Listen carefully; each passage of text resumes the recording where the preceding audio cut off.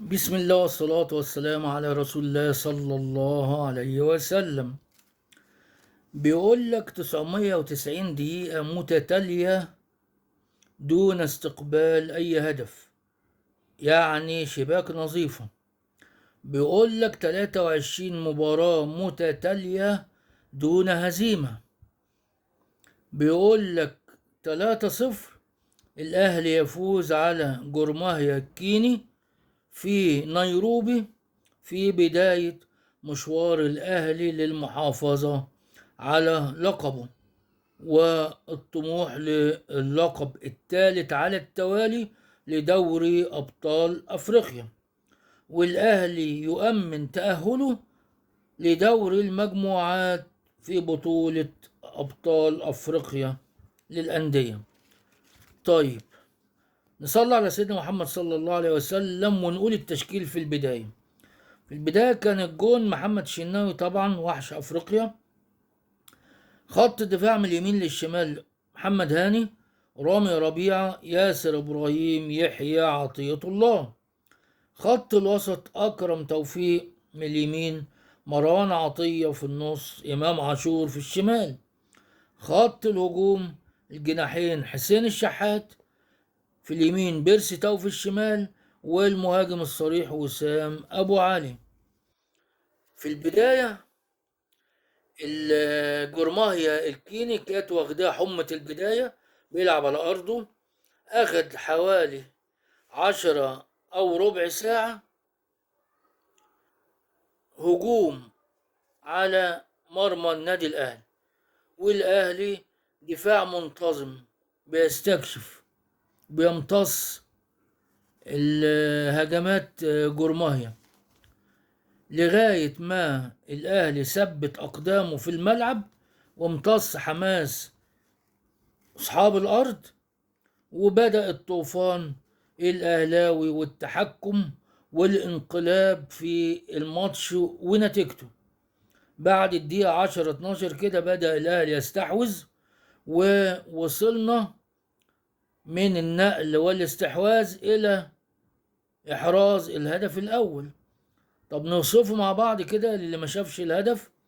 هجمة منظمة من لاعبي الأهلي على اليمين، مجموعة تمريرات استغلها حسين الشحات في اختراق منطقة الجزاء، وصل لغاية منطقة الجزاء ثم مرر عرضية متوسطة الارتفاع، أخطأ الحارس في التصدي لها لتتهيأ إلى إما إلى رامي ربيعة ليسددها مباشرة في الشباك، ومحرزا الهدف الأول في الدقيقة 15.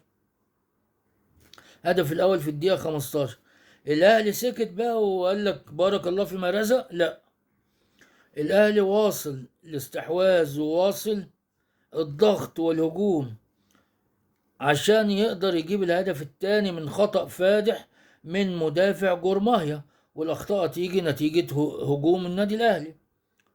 استغل إمام عاشور ومرر الكورة لبيرسيتاو الذي تمكن من مراوغة الحارس، ثم وضع الكورة بسهولة داخل المرمى لتصل النتيجة إلى 2-0 في الدقيقة 16.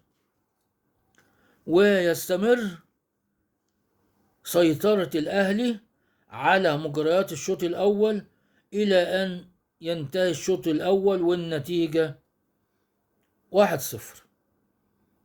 طب نصلي على سيدنا محمد صلى الله عليه وسلم عشان نتكلم على الشوط الثاني ونقول بداية بالكربون. بالكربون يا حبيبي، بالكربون. جورماهيا الكيني بدأ الشوط الأولاني بهجوم كاسح على النادي الأهلي، كذلك عمل كده في الشوط الثاني. بدأ الشوط الثاني بهجوم شديد على النادي الأهلي، واستمر الهجوم ده فترة حوالي 10 دقايق ربع ساعة لغاية ما استحوذ الأهلي على مجريات الأمور زي ما عمل في الشوط الأولاني بالظبط. طيب، الأهلي عمل تبديلات مبكرة نوعا ما في الدقيقة 61. كولر عمل 3 تبديلات مرة واحدة، محمد مجدي قفشه بدلا من امام عاشور، احمد نبيل كوكا بدلا من مروان عطيه اللي كان واخد انذار في الشوط الاولاني، والمدرب كولر خاف عليه من الانذار الثاني والطرد لان هو محتاجه. والتبديل الثالث كان طاهر محمد طاهر نزل بدل من حسين الشحات. طيب الاهلي استمر في الاستحواذ والسيطره والتحكم على مجريات الامور. الهدف الثالث جابه بيرسي تاو. ازاي؟ من هجمه منظمه من لاعبي الاهلي بمجموعه تمريرات متتاليه وصلت بالنهايه لبيرسي تاو داخل المنطقه، الذي سدد مباشره داخل الشباك في الزاويه اليمنى، محرزا الزاويه اليمنى للجون، محرزا الهدف الثالث، واصبحت النتيجه 3-0. فيه هجوم على استحياء من جورماهيا الكيني، عايز يحرز ولو هدف رد الاعتبار، هدف شرفي. فكان في بعض الهجمات، لكن الأهلي في الدقيقة 72 عمل تغييرات لإعادة التوازن إلى المباراة، فنزل محمود عبد المنعم كهربا بدلا من أسامة أبو علي، ونزل عمر كمال عبد الواحد بدلا من يحيى عطية الله، واستمر الحال على كده، استحواذ للأهلي وسيطرة. وبعدين الأهلي في الشوط الثاني بدأ يلعب على الهجمة المرتدة، يسيب جورماهيا يهجم ويقفل كويس في 50 متر أو 40 متر أو 30 متر في وسط الملعب، ويعتمد على الهجمات المرتدة يمين وشمال. الضيوف جابوا جون، أو مش الضيوف، صحاب الأرض جابوا جون، لكن كان من أوفسايد فاتلغى ما اتحسبش. استمر سيطرة الأهلي، وتقريبا جورماهيا حس إن خلاص يعني مفيش فايدة، ده بيلاعب الوحش الأسد، وانتهت المباراة بهذه النتيجة 3-0. وبكده يبقى مشوار أو مباراة العودة في القاهرة إن شاء الله يوم 21 من الشهر الحالي هتكون سهلة إن شاء الله، ويقدر المدرب كولر يشوف لعيبة أكتر، ويشوف التكتيكات اللي هيلعب بيها في ماتش السوبر الأفريقي أمام نادي الزمالك.